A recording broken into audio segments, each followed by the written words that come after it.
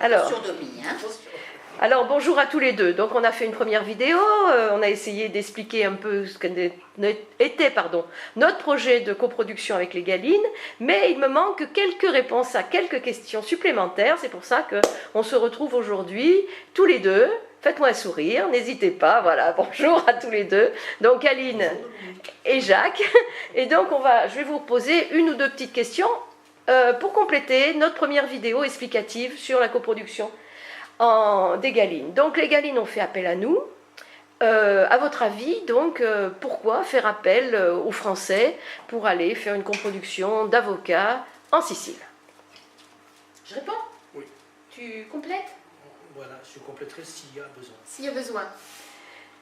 La première des raisons, elle est financière. Je ne sais pas comment on appelle ça, mais elle provient de la frilosité des banques par rapport au financement participatif et à la vente en direct et bio. Les banques ont du mal à prêter aux petits producteurs qui vont exploiter 1 ou 2 hectares d'un produit en bio, en vente directe. Voilà. Ils ne sont pas sûrs de retrouver leurs billes. Alors que quand il s'agit de faire des grosses productions en grande quantité pour la grande distribution, là, ils sont tout à fait prêteurs. Ça, c'est la première des raisons. C'est vrai que, alors en France, je ne sais pas comment ça se passe, mais en Sicile, visiblement, c'est compliqué. La deuxième raison, à mon avis, est plus éthique ou on pourrait dire politique au sens noble du terme. Je pense que Roberto avait à cœur que nous soyons, nous, consommateurs, plus proches des produits que l'on va consommer en étant dans un financement participatif. Je peux dire une petite anecdote. Quand Michele nous a retrouvés à Paris, cet hiver, il nous a clairement expliqué, enfin c'était assez mignon sa manière d'en parler, il disait, vous achetez un produit, très facilement vous en jetez la moitié à la poubelle. Et il n'a pas tort, je crois que la quantité d'aliments qui sont jetés, ça doit être autour de 30% à l'heure actuelle en France.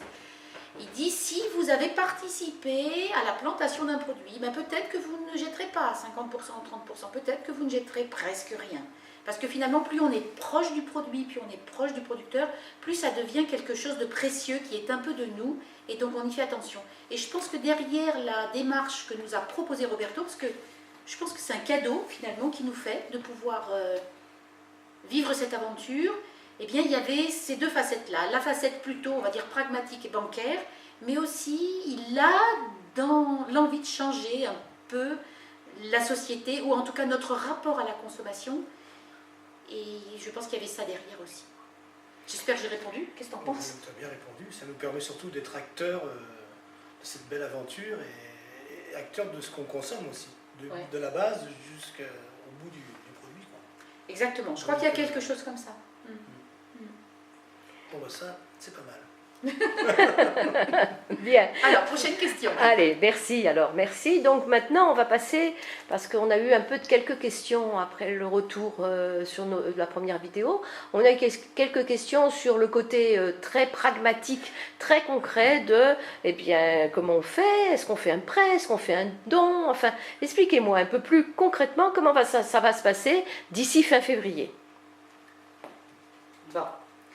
Alors, on a possibilité de faire un prêt ou de faire un don. Là, de ce côté, ou de faire les deux. Il y a pas, on a voulu être ouvert le plus possible. Voilà. Il y a des associations qui ont décidé que ce n'était que des prêts, que des dons, que du financement par l'association. Nous, on a choisi les 3 options. Vous pouvez faire un prêt et ou un don, et l'association va aussi participer à ce financement.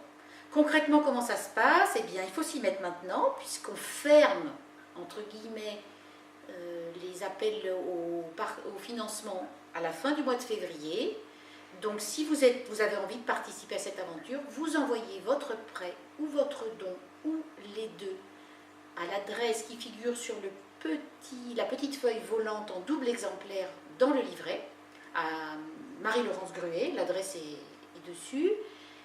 Un des exemplaires vous sera retourné signé par le trésorier.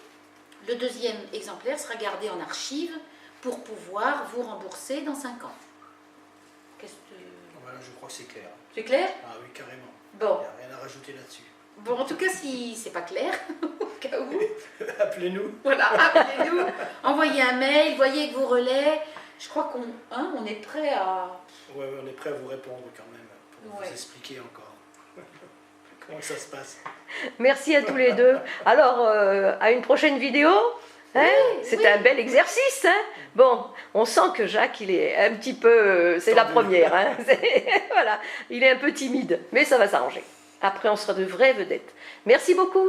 Et bien en tout cas, nous, on vous remercie tous et toutes, d'abord d'avoir été jusqu'au bout des vidéos, et ensuite, si vous participez, de votre participation. Ben, merci.